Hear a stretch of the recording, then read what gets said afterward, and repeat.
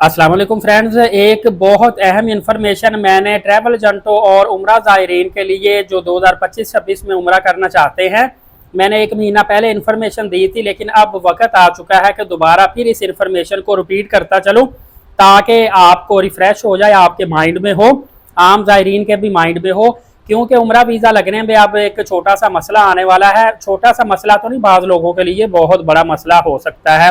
आपको इसके बारे में इल्म होना ज़रूरी है, चाहे आप सर्विस प्रोवाइडर हैं या चाहे आप उम्रा ज़ायरीन हैं, कि जब भी हर साल जो पिछले सालों की निस्बत ऑब्जर्वेशन हुई है, जब भी नए सीज़न में उम्रा वीज़ा ओपन होता है, उम्रा वीज़ा ओपन होते ही सेंड टू एम्बेसी केसेस आना शुरू हो जाते हैं, जिसकी वजह से फौरी तौर पर आपका उम्रा वीज़ा नहीं निकल कर आता, बल्कि एरर आ जाता है, सेंड टू एम्बेसी केस का एरर।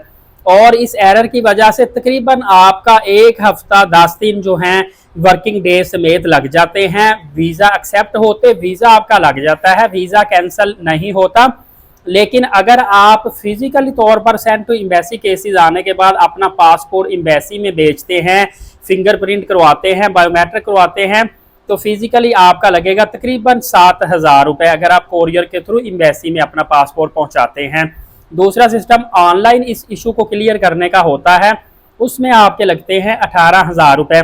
मतलब सेंड टू एम्बेसी केसेस भी आएगा और आपकी रकम भी ज़ाया होगी।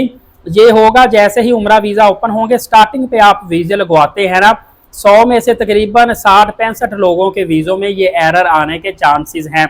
मतलब जितना आप जल्दी वीज़ा लगवाने की कोशिश करेंगे उतना आपका वीज़ा लेट होगा, लिहाजा ये थोड़ी सी आपने एहतियात करनी है। दूसरा ये है कि नई पॉलिसी सऊदी अरबिया ने दे दी है और नई पॉलिसी में बहुत ज़्यादा सख्तियां हैं, और सऊदी अरबिया ने एक साइलेंट मैसेज भी दे दिया है कि आपको हर सूरत में हमारी पॉलिसी को अपनाना पड़ेगा, अदरवाइज हम किसी किस्म का आपको रिलीफ नहीं देंगे। इसके अलावा आपको इस सीज़न में थोड़ा सा उम्रे का बजट भी बढ़ाना पड़ेगा, क्योंकि आपको पता है होटल महंगे, वीज़ा महंगे होने जा रहा है। कुछ लोग पूछते हैं कि उम्रा वीज़ा की इस साल फ़ीस क्या है, मुझे मैसेज काफ़ी मेरी वीडियो में किए हैं, तो मैंने एक रफ आइडिया आपको दे दिया था कि 900 रियाल इस दफ़ा उम्रा वीज़ा की फ़ीस निकलेगी। लेकिन ये हतमी मैं आपको नहीं बता रहा, फिर आप कहेंगे कि गलत इन्फॉर्मेशन है।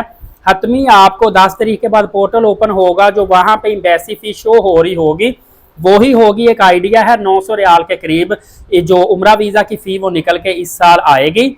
और ये भी याद रखिएगा कि ये फ़ीस नॉन रिफंडेबल होती है। खुदा न खास्ता कोई पहले सऊदी अरबिया में रह के आया है, ब्लैक लिस्ट है, वायलेशन की कोई ना कोई मसला है, तो उसका अगर वीज़ा रिजेक्ट हो जाता है, एक होता है सेंड टू एम्बेसी केस होना, उसमें वीज़ा आपका अप्रूव हो जाता है, एक वीज़ा रिजेक्ट हो गया तो फिर ये नॉन रिफंडेबल फ़ीस होती है, आपकी सारी की सारी फ़ीस ज़ाया हो जाती है।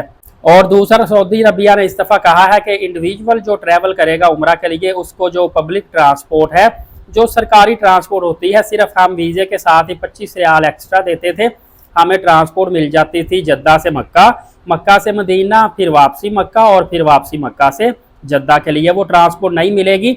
वो ट्रांसपोर्ट अब हम अगर प्राइवेट करवाएंगे, शेयरिंग पे भी करवाएंगे, अच्छे खासे पैसे लगेंगे, और अगर इंडिविजुअली करवाएंगे तो उसमें तो हम अफोर्ड ही नहीं कर सकते। शेयरिंग आप करवा लीजिएगा, 200 रियाल जद्दा से मक्का का लेते हैं, 4 बंदे भी शेयरिंग पे करवा ले, 50-50 रियाल आया करेगा। और फिर मक्का से मदीना जाते हैं या मदीना से वापस मक्का आते हैं तो एक साइड के 50 रियाल लेते हैं, जो एक एवरेज रेट, मुनासिब रेट है। तो 50 रियाल में आप जा सकते हैं और इसी तरह 50 रियाल में ही वापस आ सकते हैं। अलबत्ता अगर शिरके की गाड़ियों में हम उनको कॉल करके अपनी सीट रखवा लेते हैं, उनके पास सीट होती है, तो वो 25 रियाल 35 रियाल में भी हमें लेकर चले जाते हैं। ये तमाम मामला था, इंशाल्लाह आपको मैं इस हवाले से गाइड करता रहूँगा। आपने एलीट साकिब यूट्यूब चैनल को सब्सक्राइब करके बेल नोटिफिकेशन को ऑल करना है, आगे आपको बहुत ज़्यादा इन्फॉर्मेशन इंशाअल्लाह अज़ीज़ मिलती रहेगी। नमाज कायम करें, नबी पाक सल्लल्लाहु अलैहि वसल्लम पे रोज़ाना कसरत से दुरूद पाक और कुरान मुकद्दस की तिलावत किया करें। इजाज़त दे, शुक्रिया, जज़ाकल्लाह।